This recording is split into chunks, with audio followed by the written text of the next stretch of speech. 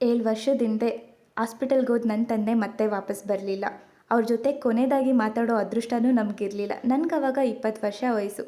ಎಲ್ಲ ಮಕ್ಳಿಗೂ ಅವ್ರ ತಂದೆನೇ ಮೊದಲನೇ ಹೀರೋ, ಕಿಂಗ್ ಎಲ್ಲನೂ ಆಗಿರ್ತಾರೆ. ಅಂಥವರು ಹಾಸ್ಪಿಟಲ್ ಬೆಡ್ ಮೇಲೆ ಹೆಲ್ಪ್ಲೆಸ್ ಆಗಿ ಮಲಗಿರೋದನ್ನ ಯಾವ ಮಕ್ಳಿಗೂ ಕನಸಲ್ಲೂ ಊಹೆ ಮಾಡ್ಕೊಳ್ಳೋದಕ್ಕೂ ಸಾಧ್ಯ ಇಲ್ಲ. ಮಾಸ್ಟರ್ಸ್ ಮಾಡಿಸ್ತೀನಿ, ಮೈಸೂರಿಗೆ ಕಳಿಸ್ತೀನಿ ಅಂದವರು ಫೈನಲಿ ಕಣ್ಣು ಮುಚ್ಕೊಂಡ್ರು. ಇನ್ನೇನು ಎಲ್ಲ ಮುಗ್ದೋಯ್ತು. ಆಧಾರ ಸ್ತಂಭನೇ ಇಲ್ಲ. ಈ ಕೆಟ್ಟು ಪ್ರಪಂಚನ ಎದುರಿಸೋ ಶಕ್ತಿ ನಮ್ಮ ಹತ್ರ ಇಲ್ಲ. ಎಲ್ಲರೂ ಏನಾದರೂ ಮಾಡಿಕೊಂಡು ಅವ್ರ ಹತ್ರನೇ ಹೋಗ್ಬಿಡೋಣ ಅನ್ನೋದು ನಮ್ಮ ಲಾಸ್ಟ್ ಆಪ್ಷನ್ ಆಗಿತ್ತು. ಆದರೆ ಜೀವನ ಅನ್ಪ್ರೆಡಿಕ್ಟಬಲ್ ಅಲ್ವಾ? ಮುಂದೆ ಏನಾಯಿತು ನೆಕ್ಸ್ಟ್ ವ್ಲಾಗಲ್ಲಿ ಹೇಳ್ತೀನಿ.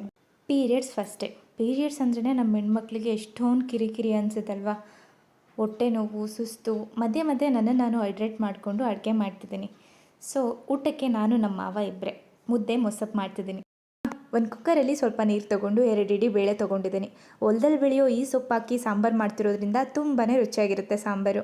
ಅದ್ರ ಜೊತೆಗೆ ಸ್ವಲ್ಪ ಪಾಲಕ್ ಮತ್ತು ಸಬ್ಸಿಗೆ ಕೂಡ ಸೇರಿಸ್ಕೊಂಡಿದ್ದೀನಿ. ಈರುಳ್ಳಿ, ಮೆಣಸಿನ್ಕಾಯಿ, ಬೆಳ್ಳುಳ್ಳಿ, ಟೊಮೆಟೊ, ಕಾಯಿ, ಕೊತ್ತಂಬರಿ, 1 ಸ್ಪೂನಷ್ಟು ಜೀರಿಗೆ, ಸ್ವಲ್ಪ ಅರಿಶಿನ ಪುಡಿ, ರುಚಿಗೆ ತಕ್ಕಷ್ಟು ಉಪ್ಪು, ಸ್ವಲ್ಪ ಧನಿಯಾ ಪುಡಿ ಸೇರಿಸ್ಕೊಂಡಿದ್ದೀನಿ. ಧನಿಯಾ ಪುಡಿ ಆಪ್ಷನಲ್ಲು. ಒಂದ್ಸಲ ಸೇರಿಸ್ಬಿಟ್ಟು ಮಾಡ್ಕೊಂಡು ನೋಡಿ, ತುಂಬಾ ರುಚಿಯಾಗಿರುತ್ತೆ.